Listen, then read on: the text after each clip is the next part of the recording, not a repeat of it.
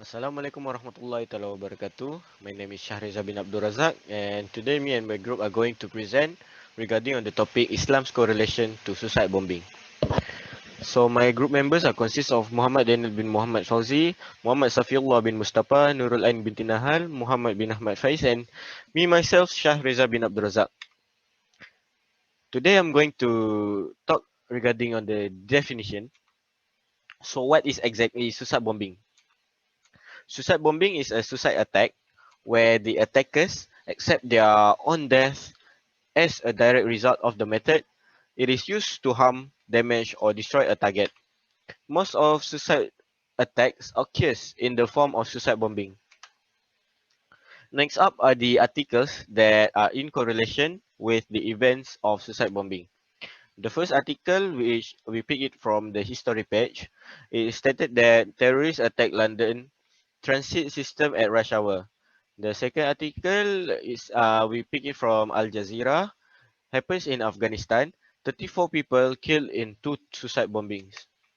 The third one we pick it from the NDTV, where suicide bombing kills 13 at Northwest Pakistan election rally. And as for the fourth one, we pick it from the NDTV as well. It stated that bloody pieces of flesh everywhere. 128 people were dead in Pakistan's Quetta. According to a report compiled by the Chicago Project on Suicide Terrorism, 224 of 300 suicide terror attacks from 1980 to 2003 involved Islamist group or took place in Muslim. That's all from me, so I'm going to pass the presentation to my group members. Thank you. Okay, next I will present about prominence of Islam related to suicide ethics. I will show first about the data and numbers. I will show first the table presents comparative data of suicide ethics before and after 9/11. This table also included the total attacks for the suicide bombings. This is can happen because Osama bin Laden became more radical. Why he became more radical? Because the organization has transformed into rapid response force because they had defeated Soviets when Soviet Union invaded Afghanistan and Bin Laden went to Afghanistan to then helping and establishing the Arab Mujahideen as well as setting up the organization to oppose the Soviets. Secondly, Osama bin Laden became more radical because he was the founder.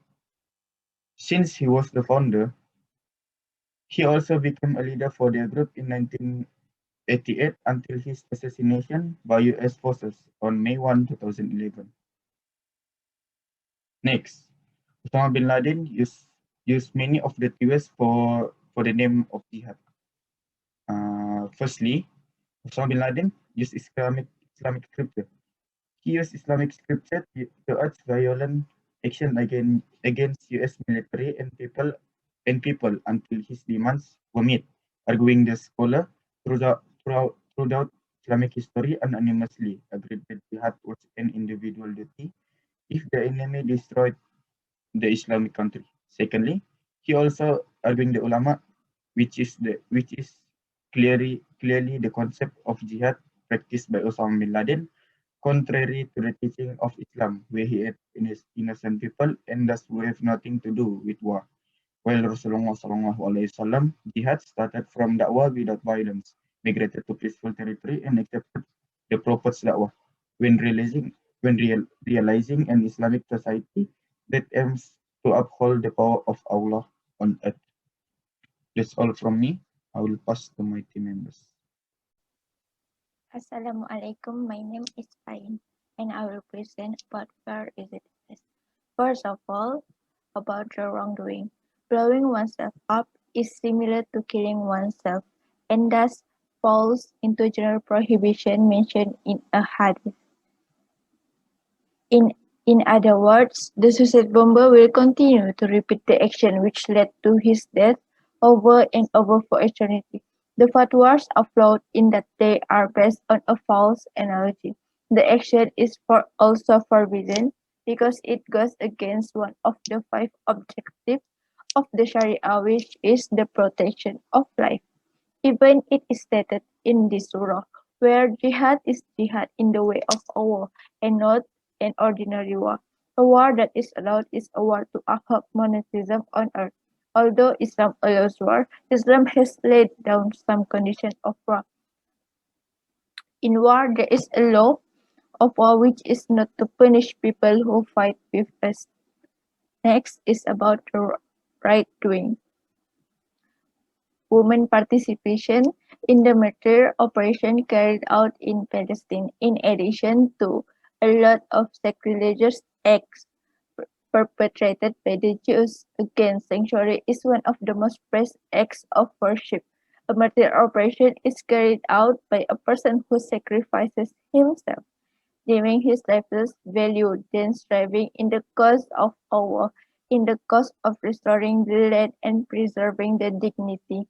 In the same vein, the public welfare should be given priority to the personal one, in the sense that if there is a contradiction between the private right and the public one, the latter must be given first priority, for it concerns the interest of the whole ummah.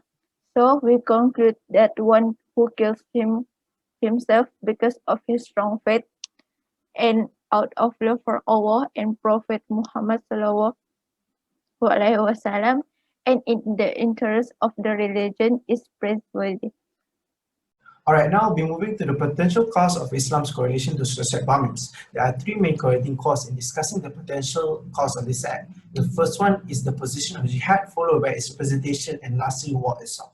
We'll start with jihad first. So the first question is, what is jihad? So there are three literal meanings of jihad. The first one is to exert, the second one is to strive, and the third one is to fight.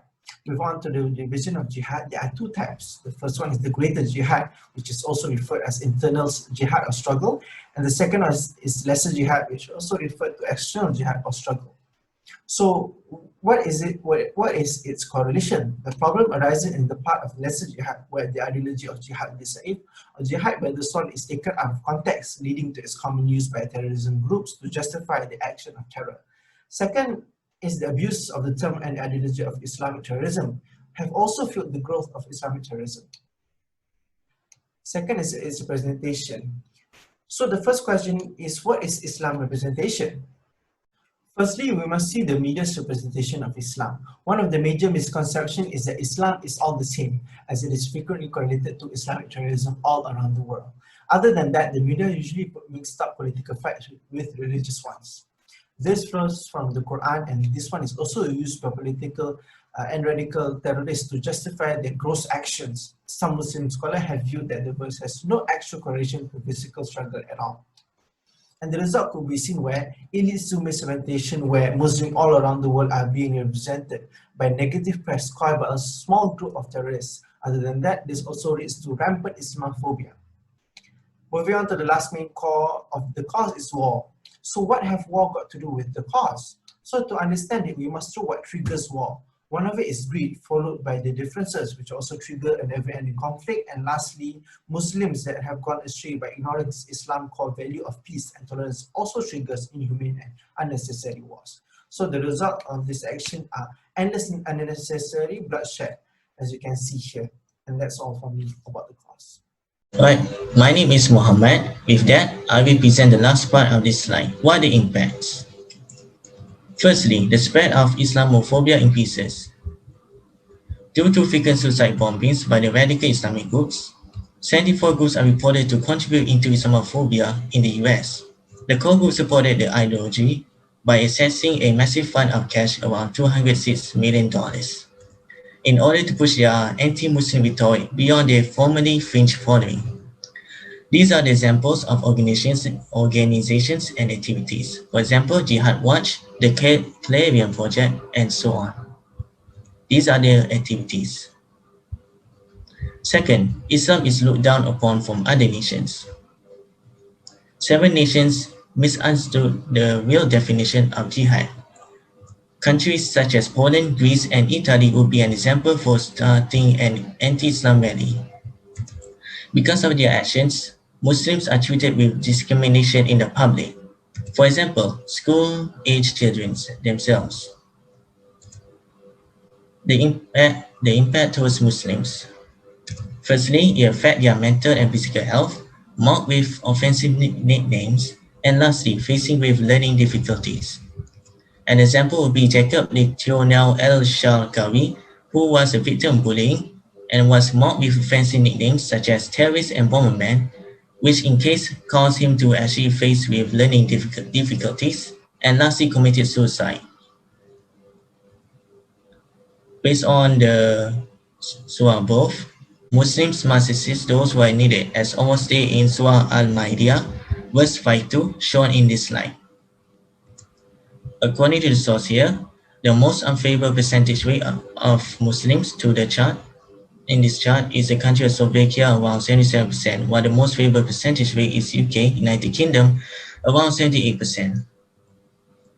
Lastly, Muslim countries are cooperative to counter Islamophobia together.